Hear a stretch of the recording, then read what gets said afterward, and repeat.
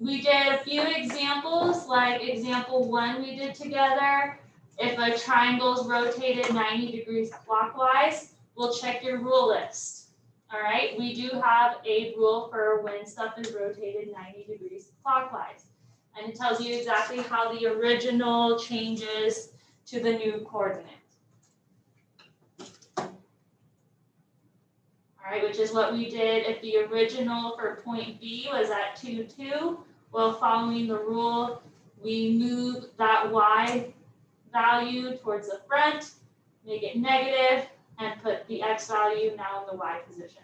All right, so I believe we are on this one. So example 2, which is on page 5 in your 2.03 notes. All right, we have hexagons, RS, TUV, W is, and then the primed version of that is shown on the coordinate plane below. What rotation was applied to create the rotated image? All right, so what I would do is I would maybe pick a few of the same points. So like, let's look at R. And first I would figure out what it was originally. So what's the XY value for R?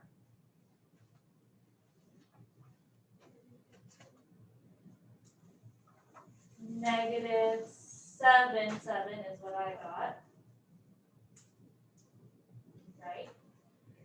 And then looking at R prime, because that's the one that matches up with R, what did R prime become? That one is at 7, 7. So looking at our list of rules, so you'll want to flip back to your chart. Since there's only 3 rules, I would probably go through each of them. So determine if it was 90 degrees clockwise, right? That went from XY to Y negative X. So could it be 90 degrees clockwise the way we have it written? All right, so if we put Y first, well, Y is 7, so yes, 7 is first. And then we put whatever was in the X value place next, but we make it the opposite sign. Right, so it does match up with that. So let's test out another point just to be sure.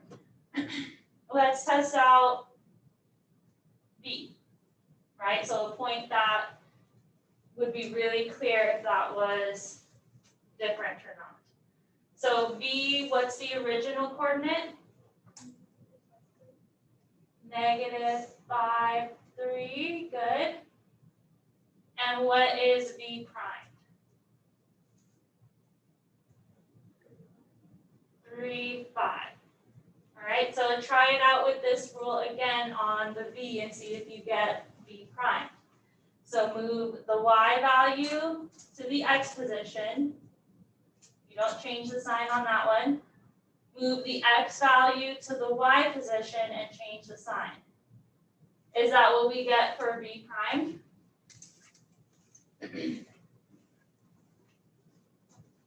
So does this match up with what B prime is?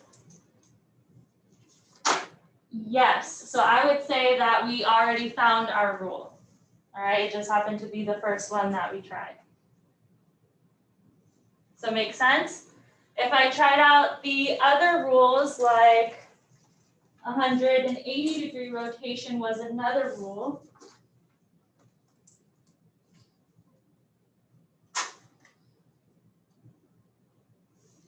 If I tried that rule out, that one just says to change the signs on them. So that's not what's happening here, right? Because then otherwise we would have 7, -7, or 5, -3, and that's not what is happening over here. So then we would be able to rule that one out. Same with the 90 degrees counterclockwise. That one says to do -yx. So that would make it -3, -5 for leg B, for the 90 degrees counterclockwise, all right, which doesn't line up with what we actually have here. All right, so since there's just 3 rules, they're set in stone, just try them out until you find the correct one. Questions about how we did that? All right. So this one you guys will try on your own. So kite MNOP is shown on the coordinate below. If it's rotated 80 degrees around the origin, what are the coordinates of the endpoints of the side congruent to OP?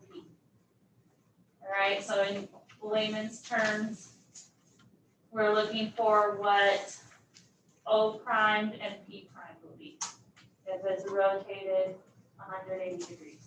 So take like a minute, do that on your paper.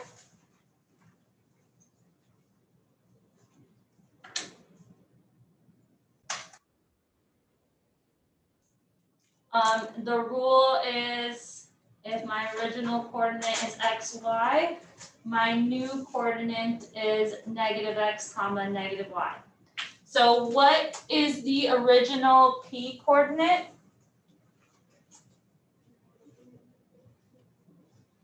Good, -8, -4. All right, I agree. So then, since all this is really telling me to do is just make the signs opposite, then my P prime is going to be 8, 4. Good. So just making the signs opposite of what they currently are now. So then O originally was what? All right, -4, -6. So O prime would be 4, 6. All right, and that's all it asked for, was just those 2 points. Questions about that? All right, so here is just kind of more proofs showing you that it works. So I'm just going to kind of highlight the important stuff. So over here we have a hexagon rotated using the rule x, y, y to the -x, which corresponds with the clockwise 90-degree rotation. All right, so it already is telling you that that's what happened, but if you want to see for yourself, you know, that's what it would look like. You could test each point and it'll follow that rule. So we already kind of discussed this. That means you are moving the y value to the front, moving the x value to the back, and switching the sign. Notice that the size and shape of the original figure does not change. All right, all the side lengths are still the same. The side angles or the angle measures are still the same. All we did was rotate it following that rule. All right, next one, we have figure 2, which follows a 90-degree counterclockwise rotation. So that rule, which is on one of your pages, says that xy becomes -y, x. All right, so it says what rule can be used to show this rotation?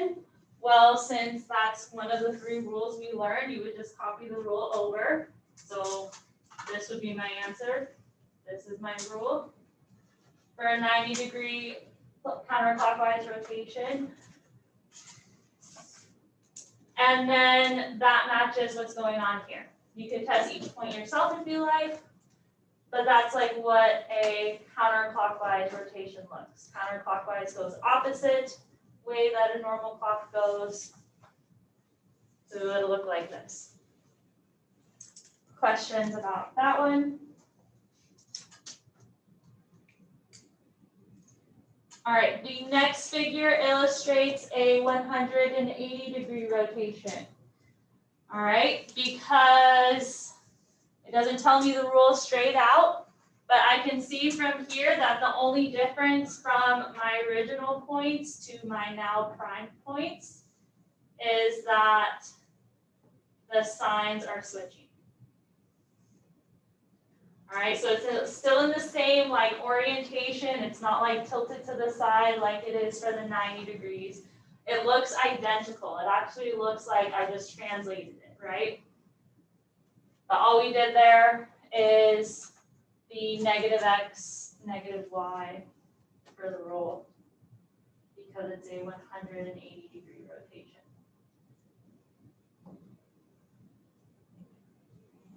All right. Questions on this one?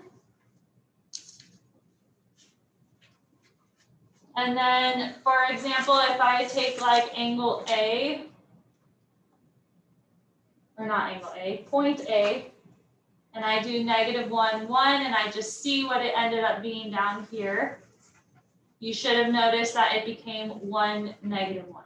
So both the signs are now just opposite, which does match this rule. So that's another way of determining the rule if you can't tell just visually. All right. So next one. We're going to talk about symmetry in transformations for a little bit because that does have to do with rotations as well. So looking at these three images, what do they have in common? All right, all these images have at least one line of symmetry. So that would be a line that separates it into two equal parts. All right, so line of symmetry separates into two equal parts. All right, the two halves are said to be symmetrical. It's kind of like looking in the mirror, just now splitting it right down the middle. So looking at this first triangle, how many lines of symmetry does it have? All right, 1, and it would go probably something like this. Can I do it like that? Would that be a line of symmetry? All right, no, because then on the opposite side of the black dotted line, they do look different. On the opposite side of this purple line, they look the same, right? How many lines of symmetry does the second image have?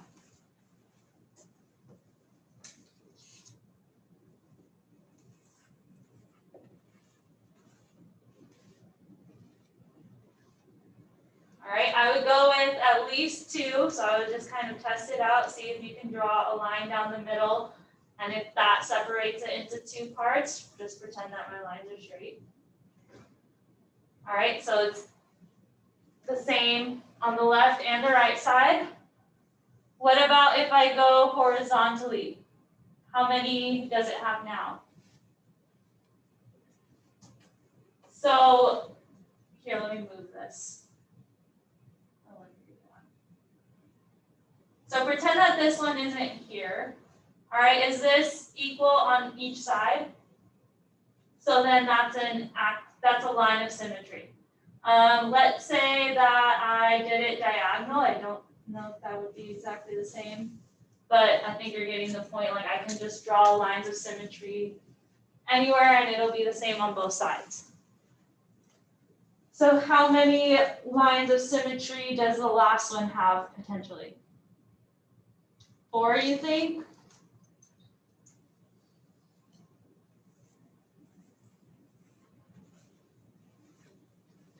All right, so definitely going down this way and definitely this way. That's what the textbook says.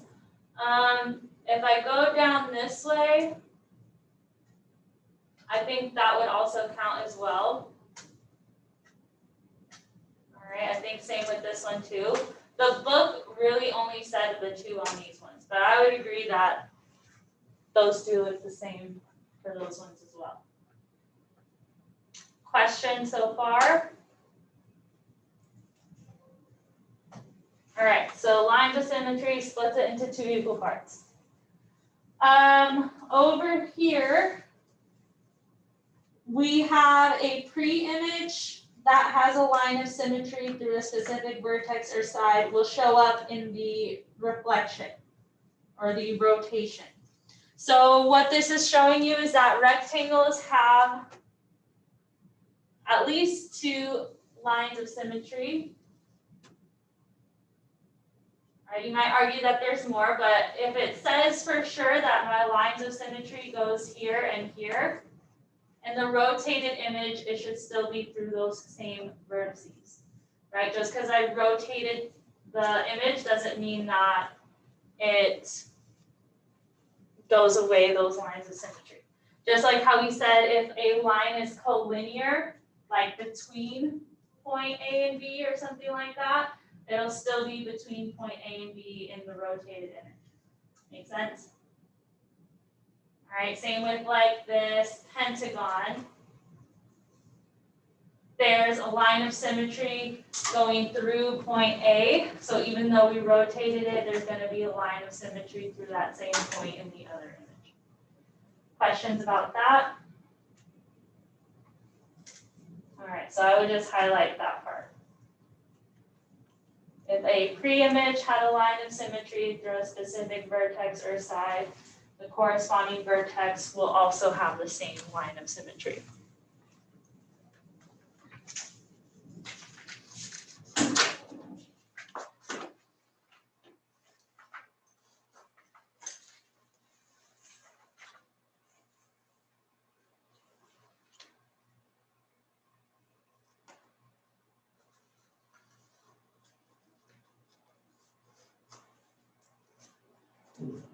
All right, so next page is saying that the same is true with rotation. I can rotate an image and have it look like it originally did. So the line of symmetry might also rotate, but it'll still pass through the same parts of the corresponding figures. So here's this hexagon bones, right? Even though we rotated it 90 degrees, we are still having the same lines of symmetry through the correct spot. All right, that's the same thing we said on the previous page, just here's another example. We still have it going from P through N on both lines. All right, questions about that? All right, so then we have rotational symmetry. So not only do some figures have lines of symmetry, but some have rotational symmetry, which occurs when a figure turns around its center point. The image looks like the pre-image before turning a full 360 degrees, right? Because I can turn anything 360 degrees and it'll look like the pre-image. But let's say I just turn this wheel down here 90 degrees or 180 degrees. It can still look like the original image. All right, so as the figure rotates, count the number of times the rotated image looks like the pre-image, and that will be the order of rotation. So I'll kind of highlight that in a different color. When you count the number of times the rotated image looks like its pre-image, that's your order of rotation.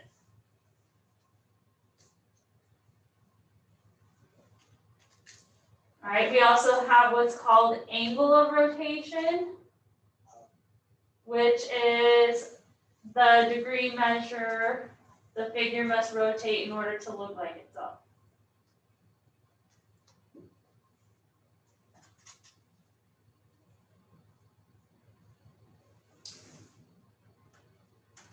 All right, and then I would write this out. So degree measure may be found by dividing 360 by the order of rotation.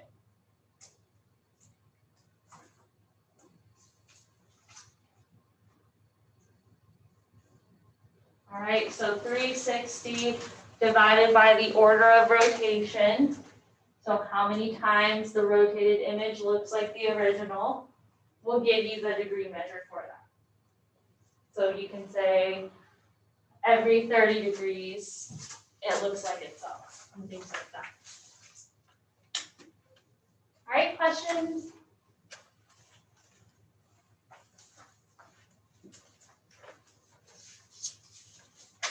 All right, so then practice 1. How many lines of symmetry may be found in the image below? So hold that answer in your head, don't say it out loud yet. All right, how many lines of symmetry do you think there are for practice 1? You can say it now.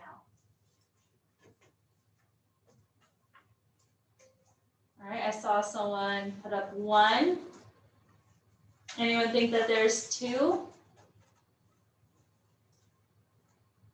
right, good. I agree that there is only 1 axis of symmetry and it goes like this, right? If I tried it a vertical line for the axis of symmetry, and sorry, I have a hard time drawing straight lines. Does that look the same on both sides, like mirror images for the black line?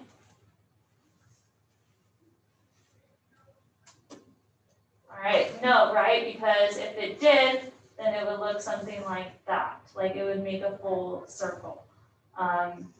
So the black one is not a line of symmetry, so there's only 1 line of symmetry, and it's where my arrow is pointing to. All right, questions about that one?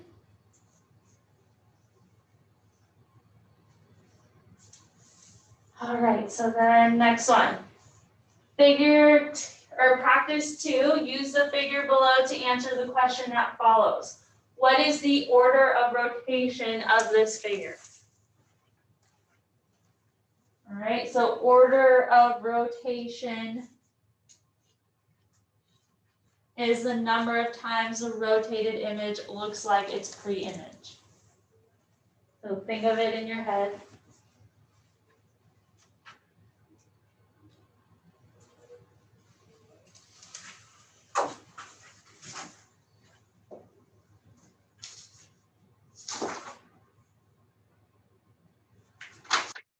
All right, so if this is where we are starting at the top, so once we get to 360 degrees, it will look like it's pre-image, right? My trick with this is if you count like all the high points or all the vertices where they start to look exactly alike, that gives me my order of rotation. Minus from when you got to 360 degrees. So we have 1, 2, 3, 4, 5, 6, 7.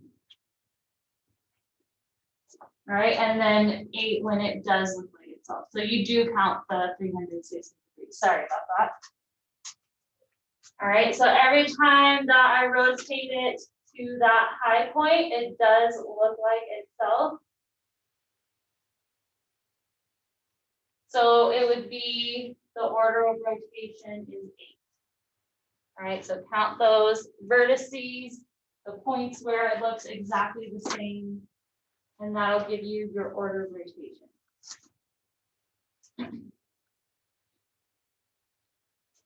All right, last one that we're doing together. So we have, what is the angle of rotation for a regular decagon? Anyone remember what deca is for? How many sides?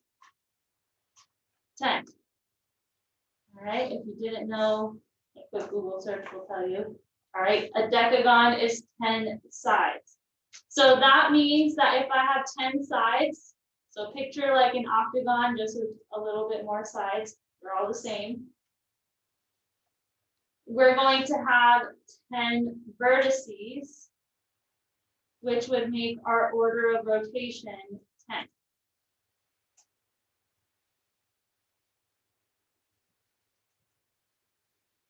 All right, there's 10 regions where it'll look exactly like the pre-image, right? You'll just turn it 10 times and it'll look like my pre-image each time. So remember that formula I had you write for the angle of rotation? I had you write it a few pages back. So angle of rotation is 360 degrees divided by order of rotation.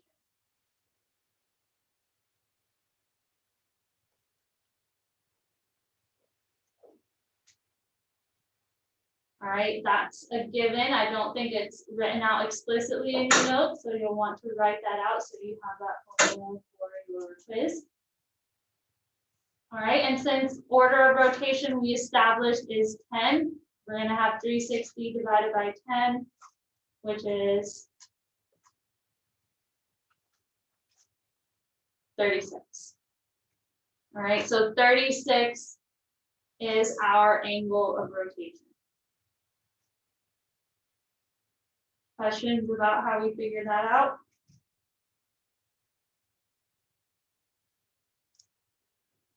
Okay, so if you haven't already, there's a worksheet on the back table, the 2.03 rotations worksheet. If you don't have it, go grab it. I'll give you 15 minutes to work on it.